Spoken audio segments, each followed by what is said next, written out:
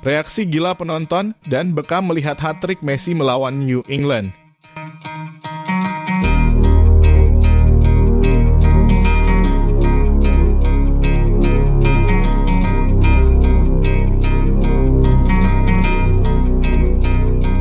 Lionel Messi seperti tak pernah berhenti membuat dunia bercak kagum. Belum lama menciptakan rekor baru bagi timnas Argentina, Messi kembali melakukan hal luar biasa dengan mengantarkan klubnya Inter Miami mencatatkan sejumlah rekor bersejarah.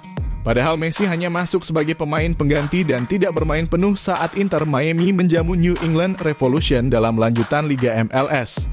Meski demikian, Messi mampu memberikan dampak instan lewat permainannya yang sangat mengagumkan. Saking mengagumkannya, para penonton dibuat tak bisa berkata-kata melihat apa yang mereka saksikan.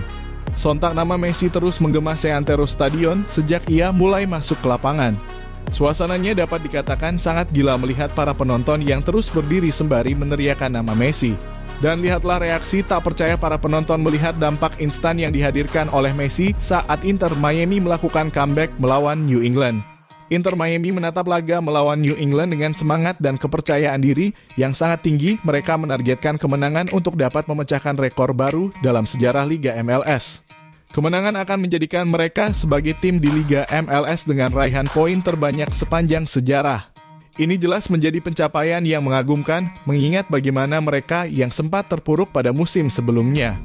Namun sejak kedatangan Messi, semuanya benar-benar berubah bagi Inter Miami. Tak cuma dari segi prestasi, namun Messi membawa kegembiraan bagi para pendukung Inter Miami maupun Liga MLS itu sendiri. Namun mengingat padatnya jadwal Messi akhir-akhir ini membuat pelatih Inter Miami Tata Martino sengaja mengistirahatkan Messi saat mereka menjamu New England Revolution. Ketiadaan Messi di atas lapangan tampak sangat terasa pengaruhnya bagi permainan Inter Miami. Alhasil tim tamu mampu memberikan kejutan dengan mencetak gol terlebih dahulu. Baru 2 menit laga berjalan, New England sudah mampu mengetarkan gawang Inter Miami adalah Duka Lamoni yang berhasil membobol gawang yang dijaga oleh Drax Kalender. Gol cepat yang diciptakan oleh lawan membuat para pemain Inter Miami tampak tersentak. Mereka langsung bermain menyerang untuk menyamakan kedudukan.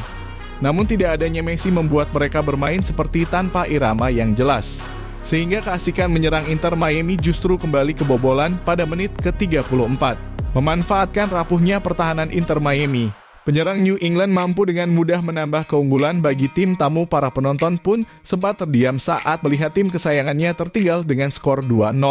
Sesaat sebelum babak pertama akan berakhir, Luis Suarez muncul sebagai pahlawan. Suarez mampu menciptakan 2 gol secara beruntun untuk memaksa skor imbang menjadi 2-2 sebelum babak pertama akan berakhir. Ketika pertandingan memasuki babak kedua, momen yang ditunggu-tunggu oleh para penonton pun akhirnya tiba. Messi tampak mulai bersiap dan melakukan pemanasan dari pinggir lapangan. Sontak pemandangan itu membuat para penonton mulai berdiri dari tempat duduknya dan meneriakan nama Messi. Belum sempat para penonton duduk kembali, Messi langsung memberikan dampak instan dengan mengkreasikan gol ketiga bagi Inter Miami lewat umpan ajaibnya pada Jordi Alba. Inter Miami mampu menciptakan gol sekaligus melakukan comeback gemilang. Para penonton yang menyaksikannya dibuat tak percaya dengan apa yang baru mereka saksikan. Lagi dan lagi, Messi menyuguhkan permainan yang sangat indah dan mengagumkan. Ia kembali mencetak gol dan menambah pundi-pundi golnya di Liga MLS. Berkat penempatan posisi yang tepat, Messi mampu mengelabui kiper lawan dengan sontekan mautnya. Messi melengkapi penampilan fenomenal dan bersejarahnya dengan mencetak hat-trick pada pertandingan tersebut. Messi tampak tersenyum dan bereaksi biasa saja, seolah-olah apa yang ia lakukan hanyalah hal normal dan biasa-biasa saja. Bekam pun sampai berkaca-kaca melihat apa yang ia saksikan. Para penonton seperti termangu untuk sejenak melihat apa yang Messi tampilkan pada pertandingan kali ini. Sangat sulit menggambarkan bagaimana campur aduknya perasaan mereka untuk menggambarkan penampilan Messi pada pertandingan tersebut. Hat-trick yang Messi ciptakan sekaligus melengkapi rekor bersejarah yang diraih oleh Inter Miami. Sebuah penampilan yang akan tercatat dalam sejarah dan akan terus terkenang dalam ingatan banyak orang. Dan itulah reaksi gila para penonton melihat permainan, melihat penampilan gila yang Messi tunjukkan saat Inter Miami mengalahkan New England Revolution.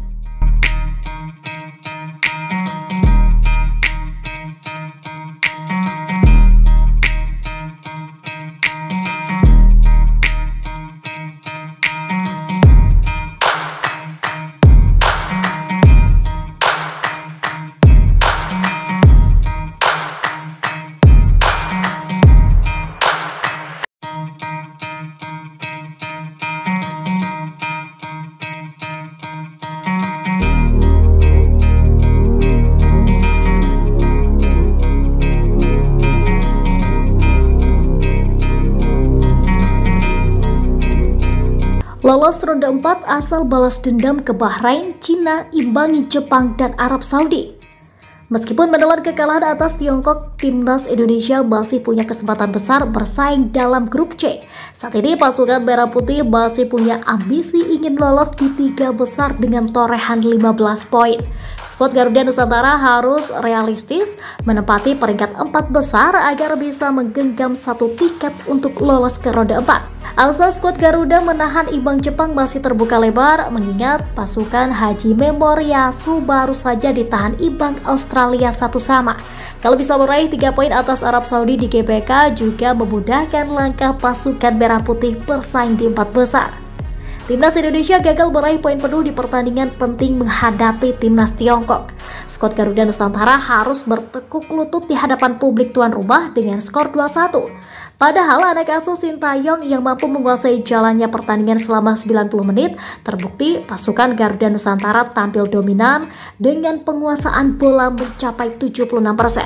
Namun nyatanya lini pertahanan Indonesia lengah dan harus bobol 2 gol lewat Berham Abdueli dan juga Sang Yuning. Sementara skuad Garuda hanya bisa membalas 1 gol lewat Tom Haye. Kekalahan ini juga mengakhiri rekor gak pernah kalah pasukan tanah air di ronde ketiga. Ketua Menpora Dito Aryo Tejo pun menilai permainan skuad Garuda sudah sangat bagus. Namun Dito mengatakan keberuntungan masih belum berpihak kepada anak asuh Sintayong. Permainan sangat menguasai, penyerangannya juga baik. Jadi ya itu kita harus apresiasi. Cuma ya belum beruntung, belum bisa menahan gol karena kecolongan 2 kali. Tapi alhamdulillah bisa membalas 1 gol, ungkap Dito Aryo Tejo. Sintayong tidak menduga timnas Indonesia akan menelan kekalahan kontra Tiongkok. Padahal pelatih asal Korea Selatan ini menyebut anak asuhnya sudah menjalankan taktik terbaiknya. Coach Sintayong berjanji akan memperbaiki kesalahan tersebut di laga yang berikutnya. Dan meski kami kalah, ini bukanlah akhir, maka kami akan mempersiapkan diri dengan lebih baik agar pertandingan berikutnya kami bisa memperlihatkan penampilan yang lebih baik, janji Sintayong. Sejalan dengan Sintayong, Erick Thohir juga tetap berambisi membawa Indonesia mencetak sejarah baru. Ketua PSSI ini menyebut dirinya akan mengevaluasi kekalahan melawan Cina. Kita harus terus mendukung timnas Indonesia di saat menang ataupun kalah. Sepulang mereka dari Cina, saya akan mengadakan evaluasi, janji Erick Thohir. Namun langkah skuad Garuda Nusantara sangat berat karena harus meraih setidaknya 3 kemenangan.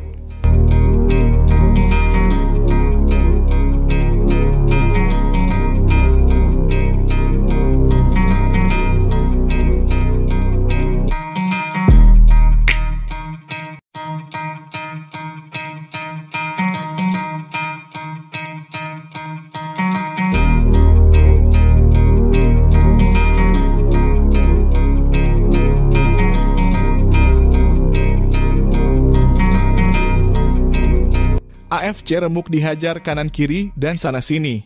Setelah melalui pertandingan yang menyebalkan, rombongan timnas Indonesia diketahui sudah tiba di Cina untuk menyambut laga selanjutnya. Tentu saja rasa dongkol atas beragam kontroversi di laga versus Bahrain masihlah terasa. Namun apapun itu, pemain timnas harus segera move on dan fokus untuk meraih 3 poin atas Cina. Nah, mungkin kejadiannya udah berlalu, tapi buntut dari kontroversi itu nyatanya masih terus ada. Yang mana itu nggak cuman ke Bahrain, namun sampai ke AFC yang harus menerima fakta remuk redam dihajar kanan-kiri.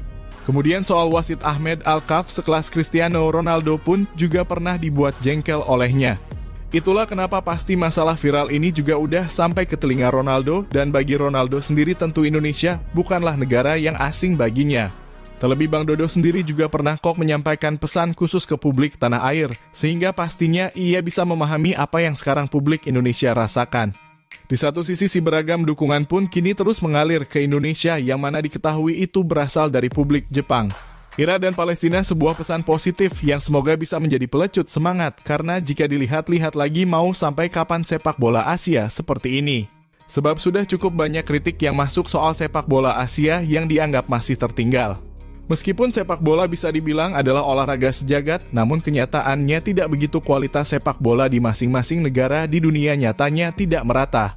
Bahkan di skala benua saja kualitas sepak bolanya sangatlah jomplang. Kita tahu bahwa benua Eropa menjadi yang nomor 1, kemudian Amerika Latin, sampai Afrika, lantas Asia gimana?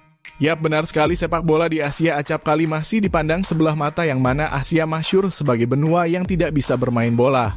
Alasan pertama sudah pasti soal prestasi. Okelah, Asia punya jagoan dalam diri Jepang, Korea Selatan, Iran, Arab Saudi hingga Australia. Tapi fakta yang ada selain negara-negara tadi, mana sih negara Asia yang paling nggak konsisten tampil di level Piala Dunia kan gitu?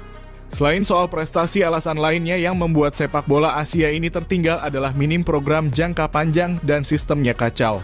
Kemudian soal kualitas kompetisi serta para investor yang lebih banyak merambah ke klub-klub Eropa, dan yang paling mencolok adalah mentalitas. Sulit mengatakan kalau sepak bola Asia itu minim mentalitas, tapi kenyataannya ya memang demikian. Hal itu tampaknya berkaitan dengan laku budaya di Asia yang lebih sering nerimo ing pandum. Belum lagi orang-orang di Asia punya sisi individualistik yang tinggi, itulah yang membuat mentalitas bermain sepak bola yang notabene membutuhkan kerja sama tim sulit terbentuk. Selain itu, kebudayaan di Asia juga selalu menempatkan sosok pecundang, maksudnya setiap orang yang gagal pasti akan diejek. Yang mana itu sampai memunculkan mental penakut dari orang-orang di Asia, dan ini sangat sulit dipraktikkan dalam dunia sepak bola. Sebab belum apa-apa sudah takut duluan, belum apa-apa sudah minder duluan, walaupun kembali lagi nggak semuanya gitu, tapi sebagian besar emang gitu. Nah, itu tadi adalah mungkin hal-hal dasar yang membuat sepak bola Asia ini sulit banget maju. Tapi sejatinya itu semua bisa sebenarnya diminimalisir kalau AFC ini diisi oleh orang-orang yang dalam tanda kutip fair. Bukan rahasia lagi kalau FC terlalu banyak KKN ya, terutama ya dari kawasan Timur Tengah. Sehingga ya kejadian sebuah tim dikerjain wasit itu sebenarnya bukan hal yang baru. Mungkin dari semuanya hanya tim-tim macam Jepang atau Korea Selatan yang kebal masalah begituan. Tapi tim-tim yang sedang berkembang macam Indonesia inilah yang bagi mereka bisalah dikerjain tipis-tipis.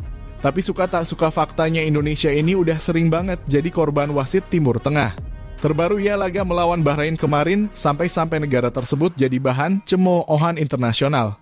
Tapi dari situ akhirnya AFC lah yang harus berpikir ulang kalau mau ngerjain Indonesia, minimal mainnya rapilah, walaupun akhirnya pasti terendus juga. Mulai sekarang AFC harus sadar kalau ngerjain Indonesia itu beda dengan negara lain. Terbuktikan nggak lama setelah laga berakhir, akun AFC di berbagai sosmed dibombardir di netizen. Nggak cuma dari Indonesia tapi dari berbagai negara, dan AFC nggak boleh lupa kalau laga ini kan disiarin di 49 negara. Jadi otomatis banyak media yang meliput, alhasil remuklah mereka dicap korupsi, sarang mafia dan lain-lain. Emang dari semuanya segala hal yang berbau Timur Tengah lah yang paling menyebalkan. Tapi sejatinya masih ada kok tim Timur Tengah yang respect sama kita, yaitu Irak dan Palestina.